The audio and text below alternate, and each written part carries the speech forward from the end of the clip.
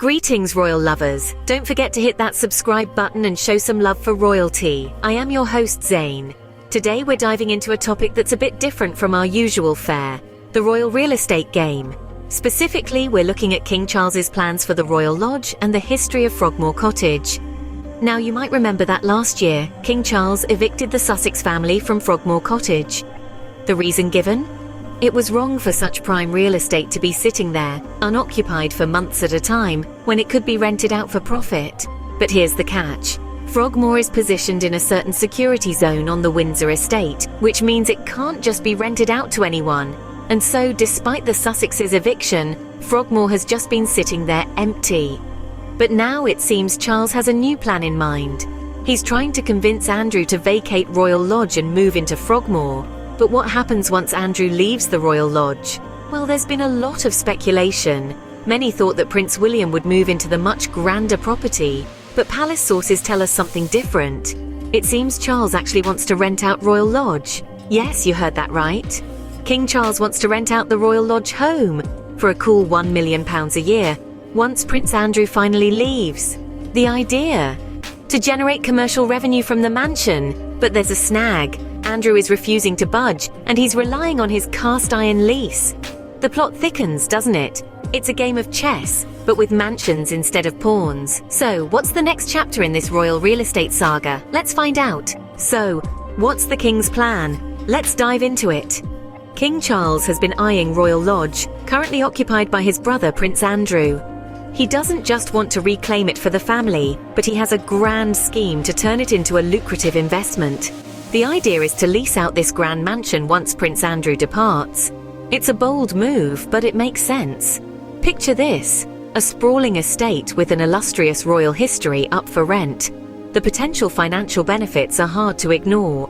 We're talking about a potential rental income of a cool £1 million a year. But there's a catch. The Royal Lodge isn't exactly in prime condition. Its current resident, Prince Andrew, is bound by a cast-iron lease to keep the £30 million lodge in good order.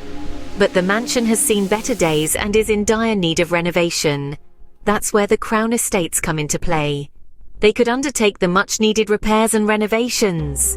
This wouldn't just restore the lodge to its former glory, but it would also increase its value. It's a win-win for the king and the country. The revenue generated from renting out Royal Lodge would fill the king's coffers and contribute to the national treasury. It's a clever strategy, turning a drain on resources into a source of income. A property expert even chimed in, saying that a rental of £1 million a year is not far-fetched for a house of that size with such incredible royal connections. However, this plan hinges on one crucial factor: Prince Andrew. He has to vacate the premises, and so far he's been unwilling to do so. He's rejected other homes offered to him and is holding on to his lease like a lifeline. But insiders are confident that King Charles will persuade him to leave. One way or another, the king is determined to make this plan work. But will Prince Andrew budge? That's the million-dollar question. Prince Andrew, it seems, isn't quite ready to move out. Despite the royal discussions and plans swirling around him, the Duke of York is proving to be quite the immovable object. He's clinging to his residence at the Royal Lodge with what some might call a stubborn determination. His resistance is not without reason, though. It's not as simple as packing up his belongings and finding a new place to hang his royal hat. Quite the contrary, Andrew is relying heavily on his cast-iron lease. This isn't your typical rental agreement. It contains a proviso that the somewhat dilapidated £30 million lodge in Windsor Great Park is kept in good order. But it's not just about the condition of the property. The Duke of York has rejected other homes offered to him, seemingly intent on remaining in place. But why? Well, it's a question that's got tongues wagging and royal watchers scratching their heads. Is it the history of the place, the familial ties, or perhaps a simple reluctance to change? King Charles, on the other hand, is playing the long game. His plan to generate commercial revenue from the mansion depends on Andrew's departure. And while the Duke is digging in his heels, Charles isn't backing down. It's a royal standoff, one that has the potential to reshape the landscape of the royal family's real estate portfolio. Sources close to the situation believe that Charles will eventually get his way. The king could even cut off the £4 million a year he pays to keep his brother afloat. It's a bold move, certainly, but one that could potentially tip the scales in his favor. So where does this leave us? In a state of royal limbo, it would seem. The ongoing discussions about alternative living arrangements continue, and the question of who will budge first hangs in the air. Only time will tell if King Charles can persuade his brother to leave. Until then, we watch, we wait, and we wonder. What do insiders think about all this? Well, the whispers from within the palace are quite intriguing. An insider recently shared, it makes sense for Royal Lodge to be handed back to Crown Estates, which can pay for the much-needed repairs and renovations. It could then be rented to earn money for them, the king's coffers and the country, rather than being a drain on everyone's resources. Imagine a royal lodge, once the residence of the Duke of York, now a source of revenue. That is, if King Charles can convince Andrew to vacate.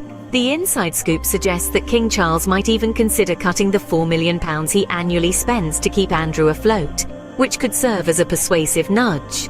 And what about the potential value of Royal Lodge if it were rented out? A property expert weighed in on this, stating, rental of £1 million a year is not far-fetched for a house of that size with incredible royal connections. That's right, a whopping £1 million a year. This is not just any property we're talking about, it's a historic mansion with royal ties, situated in the heart of Windsor Great Park. It's a property that has seen royal dramas unfold and royal secrets whispered within its walls. But it's not just about the money. The return of Royal Lodge to the Crown Estates could signify a shift towards a more commercially minded monarchy. A monarchy that recognizes the potential in its vast property portfolio and is willing to put it to good use. And let's not forget about the benefits to the country. With the money generated from renting out Royal Lodge, the monarchy could contribute even more to the national economy, supporting initiatives and projects that matter to the British people. So it seems there's more than just a game of royal real estate at play here. It's about the monarchy's evolution, the country's economy, and the legacy of the royal family. Whether it's the king's coffers or the country's economy, it seems Royal Lodge has a role to play. So what does the future hold for Royal Lodge, you may ask? Well, the answer is shrouded in mystery, intrigue, and endless speculation. Theories are swirling about the future of this grand property, and one name that keeps popping up is Prince William. Yes, you heard right, the Duke of Cambridge himself. You see, Royal Lodge is no ordinary property. It's a grand historic mansion, steeped in royal heritage. And who better to inhabit such a place than the future King of England? Now, this isn't just wild conjecture. There are solid reasons to believe that Prince William could indeed be moving into Royal Lodge. Prince William has long been fond of the spacious, tranquil surroundings of Windsor Great Park, where Royal Lodge is located. It's a place where he can enjoy the serenity away from the hustle and bustle of London, a place where he can raise his young family amidst the lush greens and open spaces of the park. But here's the intriguing part. There are whispers that Prince William is already sort of living in Windsor Castle. Yes, the very heart of British royalty. Some believe he feels that it will become his permanent home soon enough. This could mean that Royal Lodge might serve as a country retreat for the Duke and his family, a place to escape to when the pressures of royal life in the capital become too much. However, all of this is shrouded in uncertainty. The royal family is known for its discretion and privacy, so we can only speculate about the future of Royal Lodge.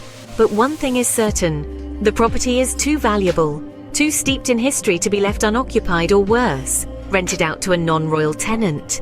As the saga unfolds, we find ourselves on the edge of our seats, waiting to see where the royal chips will fall.